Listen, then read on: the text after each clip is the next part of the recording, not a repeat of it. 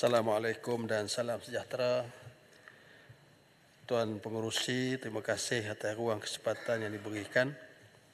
Saya merujuk kepada B6 Jabatan Perdana Menteri butiran 05000050 Kemajuan Islam. Dalam persoalan saya berkaitan dengan sesi libat urus bersama pihak berkepentingan yang disusun atur oleh kerajaan bagi memperkasakan undang-undang syariah. Kerajaan memberi maklum balas akan menubuhkan jawatan kuasa khas bagi mengkaji kompetensi Badan Perundangan Negeri dalam menggubal undang-undang syariah sebagaimana yang disarankan dalam mesyuarat MKI yang dipengerusikan oleh Yang Duli Yang Maha Mulia Sultan Selangor. Persoalan saya, bilakah jawatan kuasa khas tersebut ditubuhkan? Itu yang pertama. Yang kedua, siapakah yang menganggotai jawatan kuasa khas tersebut? Adakah dilibatkan pembangkang, NGO atau melibatkan bekas-bekas hakim? Dan persoalan berikut, apakah kerajaan juga mempunyai suatu plan masa bagi menetapkan sasaran bertempoh terhadap langkah-langkah yang diambil? Tan Sri Pengerusi, saya timbulkan ini kerana apabila timbul sesuatu isu, maka biasanya jawapan yang diberi ialah kerajaan mengambil langkah untuk menubuhkan jawatan kuasa baharu. Contoh, timbul isu yang berkaitan dengan cabaran terhadap perundangan syariah yang menjadi suatu ancaman yang besar kepada perundangan syariah. Jadi jawapan yang diterima ialah solusinya dengan ditubuhkan jawatan kuasa. Apabila timbul isu kalimah Allah, jawapan yang diberi juga ialah dengan menubuhkan jawatan kuasa. Jadi persoalannya, apa yang ditimbul adalah adakah dengan penubuhan jawatan kuasa baharu itu hanya sekadar penyelesaian melepaskan batuk di tangga dalam kita menanggapi isu-isu yang berlaku. Segalanya disandarkan kepada jawatan kuasa. Jadi orang Kedah kata jadi tempat handai. Jawatan kuasa itu akan dijadikan sebagai alasan dan juga jawapan kepada kita. Jadi persoalan berapa lama masa yang diperlukan oleh pihak kerajaan untuk menyegerakan perundingan isu-isu yang berlaku melalui proses penubuhan jawatan kuasa ini. Seharusnya ada progres penyelesaian yang lebih terkini berkenaan permasalahan yang dibangkitkan, bukan semata-mata dengan jawapan ditubuhkan jawatan kuasa khas yang baharu.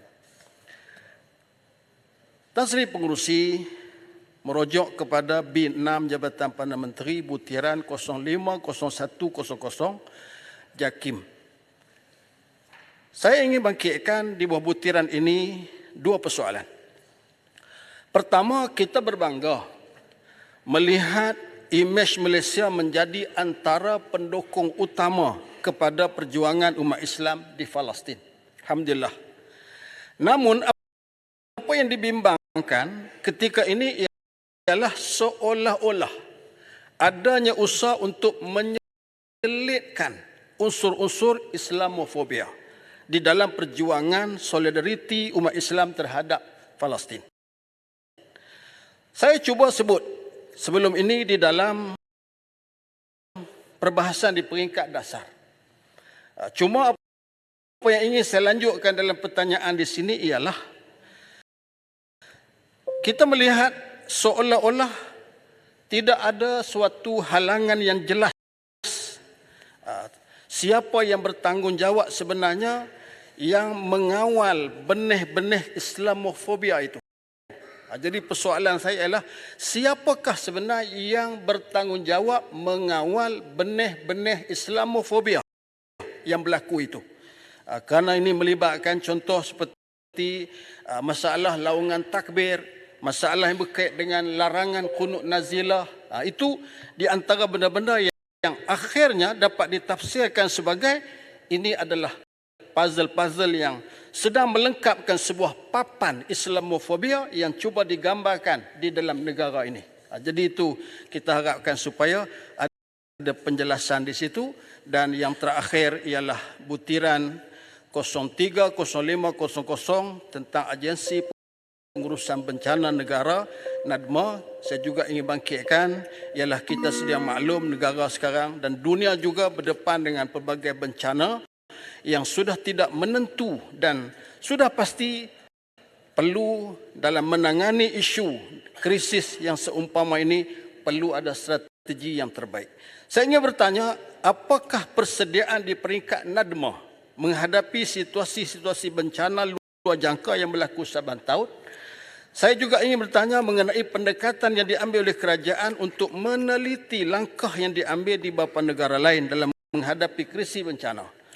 Contohnya di Belanda dilaksanakan projek Room for the River yang dapat memitigasi risiko banjir sejak daripada tahun 2007. Jadi apakah kerajaan turut meneliti perkara ini supaya kita dapat mengadaptasi pembangunan teknologi dan pengurusan bencana yang lebih efisien yang boleh mengurangkan kesan dan akibat bencana yang berlaku. Terima kasih, Tan Sri. Baik, terima kasih. Saya jemput Jasin. Terima kasih Tuan Yang Dipertua. Assalamualaikum warahmatullahi wabarakatuh. Butiran 050100 Jabatan Kemajuan Islam Malaysia JAKIM merujuk kepada aktiviti 1 Jabatan Kemajuan Islam Malaysia